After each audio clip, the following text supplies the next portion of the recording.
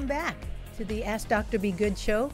We have the part 2 of how Legacy is bringing the world to our students by reaching out across the globe and bringing international teachers to our students. Last week we spent some time with teachers from Spain and Mr. Jimenez from Argentina. And Mr. Jimenez is back with us today to introduce a different segment of our international teachers. But first, before we get started, let's go around the table and introduce ourselves. So, you want to start? Tell me your name, what school you're in, and what grade. I'm Melissa Rowe, and I'm in You're from Mesquite? Mesquite. What grade are you in? First grade. First grade. And you've been with us since kindergarten, haven't you? And we're going to come back to you because you've got something special to show us. Thank you. Next.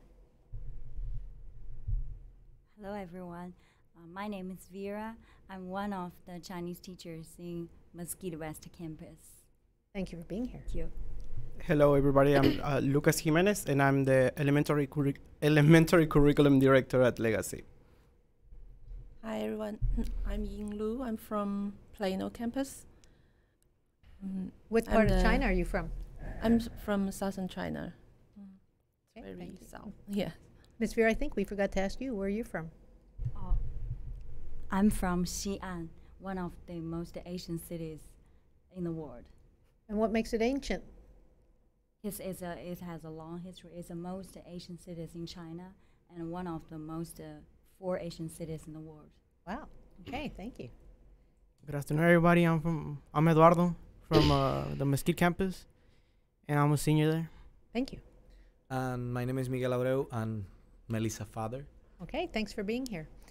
Just for transparency's sake, Mr. Abreu is also a chemistry and physics teacher, but who happens to be proud papa to Melly today. All right, so Mr. Jimenez, you're not only the elementary curriculum person, but what's your other hat? Well, I'm the dual language director also, and I oversee the Chinese program that is incorporated into our dual language program. This has been our 3rd year in Legacy that we have the Chinese program, and we teach it from kinder through 6th grade. And it has been, I believe, a great success. A lot of our kids are already bilingual, and now we are incorporating a 3rd language. So it's very exciting. We are also part of the Confucius Institute that is at UT Dallas. And that has been a great support for the program. We are one of the Confucius classrooms in Texas, in Dallas. And they provide us with a lot of support and possibilities for our students to go and perform in some of the cultural events and be part of the Chinese New Year's Eve and the Moon Festival. So it's a very positive experience to be part of the program. Yes, they have been very supportive, not only financially, but also in the cultural experiences that they've been able to bring or offer us. So it's a win-win, because sometimes we perform for them, sometimes they offer performances for our parents. So that collaboration is very enriching to our program. So thank you for bringing that up. So let's talk about our Chinese teachers. What made you come to the United States? Ms. Vera, since you're on my right, let's go ahead and start with you. What made you come over here? My parents, they are here. So after I spent, actually before I came here, I completed my master's degree in New Zealand. And at that time, I find I'm just a good teacher. I found a job in an early childhood center. So I used to be an early childhood teacher. So from that time, I find I love kids. I wanted to be a teacher. And then when I come here, I find Chinese teacher. Actually, I find an opportunity. Then I start this career, and I find this is good, super good. So you like teaching Chinese to lower grade students? It's a sharing experience. So when you find the students appreciate your culture, I'm proud of my Chinese background. So it's not just learning a language. You teach them how to see the word. Like you bring the word in front of our students. And I know that you're also doing cultural experiences with them. Can you talk about some of those cultural experiences? We teach them something from China, like we teach them how to use chopsticks. Mm-hmm. Like they are proud of it. We try to use the chopsticks to pick up eggs. It's hard. It is hard. And cheese balls, something like that, something circle and round. I saw marshmallows. I Yes, saw somebody in Plano doing something marshmallows. like that, and we teach them like what is a actual conversation you can use to talk with a Chinese person, like that. Yeah. Well, that's good. That's exactly what we want. We don't want book Chinese. We want conversational Chinese. That's Thank you. fantastic. Thank you. Ms. Liu, Yes. now you're in Plano, and you're new to us this year. Can you talk a little bit about your experiences so far? Yes. My mother is a teacher. She's an elementary teacher too. So I guess it's in the family, and I love to work with kids. So I was subbing in Plano for a year before I was hired as a Chinese teacher. So I love the school. I love the staff. So they've been very supportive. So when the opportunity appears, I happily, grasp. So yes. And so what kind of cultural experiences are you bringing to our students in Plano? Yes, every month, the past month, September, we have the Moon Festival. So I have students to do the Chinese lantern. Yeah, they love it. And the classroom is a mess after that, but we clean it up. But they love their lantern. We fold a 2D one and a 3D one. Made a 3D one. Mm-hmm. Yes. Okay. So, like in October, what cultural experience will happen? October is fall, so I'm teaching them everything related to fall, to harvest. So I'm still in the planning, so I will see how it goes. Okay, well, that makes sense. All right, so you brought Melly with you today, and Melly's sort of special because she represents 3 languages. Melly came in already bilingual in Spanish. Matter of fact, I remember seeing a video of her last year, sort of just chatting and singing with her mom at home, and she was talking in English and Spanish and singing in Chinese. And that was last year, so let's see what she can do this year. So, Miss Vera, you want to show Melly off a little bit? 你好，你好，你叫什么名字？我叫 Melissa，你几岁了？ 6岁，太棒了！你今天给我们表演什么？唱歌。那我们开始了，准备好了吗？好啦， OK，1、2、3，Go。 1、2、3、4、5、6、7、8、9、10、90。1、2、3、4、5、6、7、8、9、10。和你合适，和你合适。太棒了！谢谢 Nice job, Miss Melly. I want one of those. So, do you enjoy your Chinese class? And do the other boys and girls seem to enjoy it also? Yeah, you think so? Okay. Well, I'm glad to hear that. What is your most favorite thing about learning Chinese? Saying hi to everybody. Saying hi in Chinese to everybody?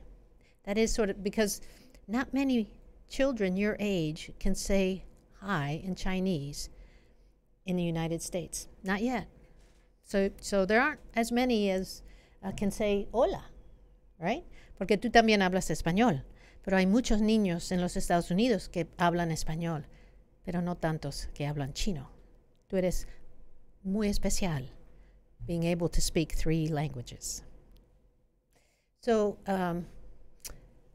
let's now pop over to Mr. Abreu. A little bit proud, are we, Dad? More than that. So how do you feel about having your child at a school that offers triple languages? It's feel really good. I feel like it's in the correct place. You know that her brain is being impacted in a different way because she speaks more than one language. I was reading, actually, I was reading like 3 weeks ago.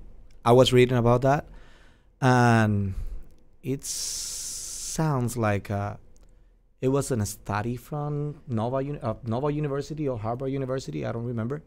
There was an article about it that the brain, the electricity on the brain of the child work like double, and they think's different. Yes. So there are many studies now that show that kids who learn a language, a second language, a third language at an early age, first of all, they learn it in a much easier way, faster way. Their pronunciation is better. And it does impact the brain. When they have done studies of kids speaking, and I think even adults speaking more than one language, the brain fires differently than people who only know one language. So being able to offer that opportunity to your child, it's brain impacting. It is brain impact, and it's going to impact her future. That's why and actually, when I talk to her, I'm talking to you right now in English because the podcast is in English. But when I talk to her, I always try to talk to her in Spanish. Good. And she always, when she went talk to me, she knows that she needs to talk to me in Spanish. That's right. And that way, I make sure that she never gonna lose those language. El que sabe dos idiomas Vale por dos. No ¿Verdad, sé Meli? no sé lo que vale alguien que tiene tres idiomas. I don't know. Somebody who knows Vale three por languages, tres. I don't know how much they're worth. Priceless, right? Mm-hmm. Every job I've ever gotten practically is because I speak Spanish. And so being able to speak English, Spanish, and Chinese means that she could communicate with 90% of the people in this world. Mm-hmm. So we love that we're able to offer that opportunity and that we have parents who value that like you do. Well, thank you. You're welcome. So, Mr. Camarena. Yes. You were able to take part in one of the Confucius Classroom opportunities that was offered last year for us to be able to send students to China on a 2-week or 10-day, it's a 10-day tour. Can you talk a little bit about your experiences? Where did you go? What cities you went to, and so forth? I went for exactly a week or 2 weeks, and it's an experience that I wouldn't forget. There was different types of, it was very different than United States. The culture, the museums that I went to were gorgeous, and I had went to 4 different cities. First was Nanjing, Yungshu, another one that I can't remember. Go to And Beijing? then, Did you go to Beijing? no, Beijing, no. And then Shanghai. Okay. Now, had you been out of Dallas before? I have to Mexico. Okay, so Mexico was the only place that you'd ever visited outside the United States. Okay, and so can you tell me some of the cultural differences that sort of stood out the most to you? They were kind of similar, but they were different just by a little. Like, let's talk about the food. Talk to me about the food. The food was pretty good, but not for me though. All right, let's talk about that a little bit. You're used to really Mexican food. Yeah. Tacos, tortillas, Spicy. enchiladas. Well, the Chinese do spicy. Yeah. Okay. Oof, they do. It was very spicy. And so they had a lot of seafood. Yeah. Are you a seafood lover? Yeah. Okay, so that was good. And which were the foods that you didn't care for? Like duck. Okay. Well, duck is an acquired taste. But the kind of duck was kind of like raw. Like Okay. the raw stuff wasn't my favorite. Okay. Well, I don't know that that would be my favorite either. All right. What about the vegetables? They're so something different and good. Yeah, they have like the broccolini type. I'm not saying it right, but they have a special broccoli, and they have bok choy. and some vegetables that you don't commonly see in American or Mexican dishes. Mm-hmm. How long did it take you to get over there on the plane? Wow, it was 14, 15 hours. On the plane, right? And how did your body do that? How did it take that kind of change? The jet lag was something I never experienced. And so how long did it take you to get over it? Well, I was really tired as soon as we landed, so I went straight to sleep. I'm sure. and I know that there's worse jet lag when you come back. How was your jet lag when you came back? We left during day and we arrived during day, so it was. You actually went backwards in time, sort of, right? Yeah. That is sort of that phenomena that people who haven't traveled much, sort of have to mentally get used to. Mm-hmm. That you're actually going back in time when you're flying back to the United States. It's sort of an interesting thought process there. What kind of touristy places did you go visit? Went to where they did the Olympics in China. I think it was 10 years ago or more. Okay. And then different museums. Go see the Great Wall? No. Oh, that's too bad. Okay. Well, China's huge. I mean, you just can't get everywhere the first time. So I heard that you're ready to travel again. I'd like to. You had told Ms. Dominguez that you wanted to go where next? Spain. Spain, I heard that, yeah. And so how will you plan to do that? Not too sure. Because I think, do we have a trip to Spain on the books? Yes, there's the possibility of doing or starting a exchange program with the school in Valladolid, in Spain.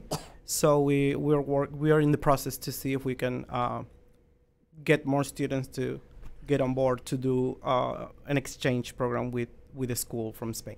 Yes, I believe that we have about 15 students who are anxious to come over. Yes. Our obstacle, which I'll put out there to our parents, especially in the Plano area, we're looking for host families. And so we need about 15 host families with school-age children that the kids from Spain can relate to and learn from, because it's definitely supposed to be a cultural exchange. And so wanting to make sure that our kids from Spain get a big cultural enrichment piece, but that our children here in the United States also benefit from having kids from the other side of the world, in close proximity, would be a great benefit as well. So if we have any Plano families who are interested in being host families, that's supposed to happen, if we hope, in November, if we can pull it off. Correct. So, but that's not the only opportunity for travel, right? I think we have a Washington trip that's also This year. on the books. So we're looking for those families interested in going to Washington, D.C. So more and more, as we get better at learning how to travel, and all of that involves how to pay for that travel. As we get better at that, we're getting more kids to be able to do that. Now, I know, Mr. Camarena, that your mom did something really special to be able to afford, because even though the Confucius classroom paid for some of the room and board, you had to pay for the airline ticket, right? Yeah, that's right. And so how did your parents afford that? My mom actually started selling tamales in the school to the teachers, and So, I think that's very entrepreneurial of her and you guys, that you guys figured out a way, and I believe, was that $2,000? yeah. I think there was $2,000 of your part to pay for. And the fact that we had you and another student able to do that, to represent us as part of a group. There were other schools that went, right? Yeah, from Washington and California. Did you by chance get to stay in contact with any of those kids? From California, yeah. That's cool. And that's why we do this. Not only Yes. are we offering enriching experiences to kids who haven't traveled as much, especially that far, but also to network, you know, to talk to other kids from other countries, other states, and possibly, you know, stay in contact with them. You know, sometimes we'd like to say the rest of our lives. Sometimes that happens, sometimes it doesn't. But what's happening to you is exactly what we want to have happen. It's meeting our goals for our students to broaden your horizons, to broaden your friend network, and to bring experiences that you would otherwise not have. And so thank you for letting us showcase you and the opportunities that we're bringing that are making that happen. So Melly, talk to me a little bit about what else you want to learn in Chinese, because I know that you've learned some conversational Chinese, and you know what I didn't ask? What were you guys talking about? Sorry. I just asked her to say her name, her age, and I asked her what she bring to us today, and she said she's going to sing for us, and we just ask her if she's ready, something like that, so she can understand and answer. That's super great. Are you finding that some of our kids who have been taking Chinese for, this is their start of their 3rd year, that they're actually recognizing commands and conversational, Yeah, sure. informal conversation? Yeah, sure. Because that's our goal. That's our goal. We want to use the language, not just like the Book learn it is what we got. Yes. Yeah. I No. can't tell you how many times I have walked in. I'm a longtime educator, and so I've walked a lot of, especially secondary Spanish classes. Yeah. Not at Legacy, but in other, before I got to Legacy, and I would be in a Spanish 4 class, and the kids they were kids from all different races. They all had lots written on their paper, but when I would talk to them in Spanish, they'd give me a deer in the headlight look. They couldn't talk to me. They didn't have any conversational Spanish. So yes, they were passing their Spanish 4 AP classes, Yeah, it's an AP but they class. couldn't talk Understand Spanish. at all. It was all book learned. And so I have asked our foreign language teachers to make sure that conversational Spanish and Chinese is part of what we do. Yes, yes. We do teach them how to recognize some like common words. I used to teach them like this is a sight word in Chinese. So some of the common words, when I show them, they will recognize. But we talked with Ms Liu and another Chinese teacher. She's brilliant. She's Ms Diaz, and we just try to figure out how we design some scenarios. So actually, our students can use, like if we teach them food, so we can design a scenario. So maybe teach them how to order Chinese food in a restaurant, something like that. Yeah. Yeah, can you imagine little Melly going into a Chinese restaurant and ordering her food in Chinese? She will need to. I will not gonna imagine. She will need to. Well, but even here in the United States, if she did that, she goes to a Chinese restaurant, she would shock them. Just like when I speak Spanish and people don't know I speak Spanish, and They shock. imagine Chinese coming out of this little sweet face. She Oh my will God. do that. Oh, I'd love to be there. So, Melly, what other things do you want to learn in Chinese? What's your name? So, but you already know that one. So, what Mhm. else do you need to know? Think about it. Buena pregunta. So you already know how to say hi, how you doing? This is my name. What other kind of things do you think you need to know in Chinese to carry on a conversation? Goodbye. Goodbye. She said good. Yes. Do you know goodbye? What is it? Mm, Can you say it to me?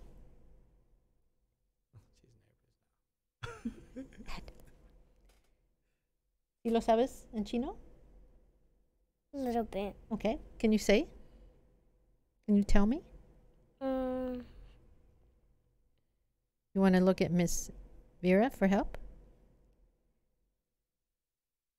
Saiyan. There you go. Yeah. Little bit of prompting, but there it is. I knew you had it in you. So, all right. Before we end, we have a special ending. This is the first time we've had this kind of ending on a show. You have something else to do for us, don't you? What are you gonna do for us to close the show? ¿Vas a cantar tu segunda canción?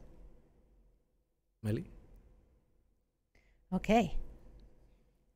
你还知道另外一首歌，对不对？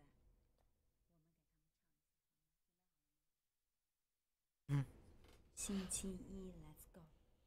星期一、星期二、星期三、星期四、星期五、星期六。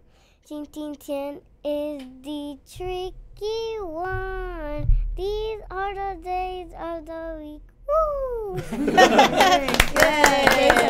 Para mí también. All right. What a great ending. I don't know that we'll ever have such a good ending on any other podcast. We had a special show today. We had all ages here represented. We had kids, we had teachers, we had parents, and we had 3 languages going on at some point. So thank you all for braving the traffic and getting here today. And, thank you. Keep doing what you're doing.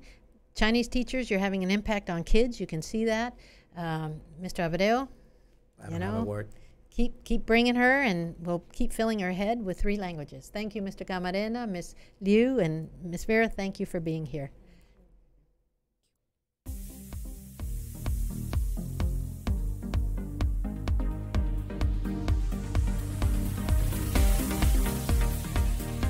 Thank you for tuning in to the Ask Dr. Be Good show.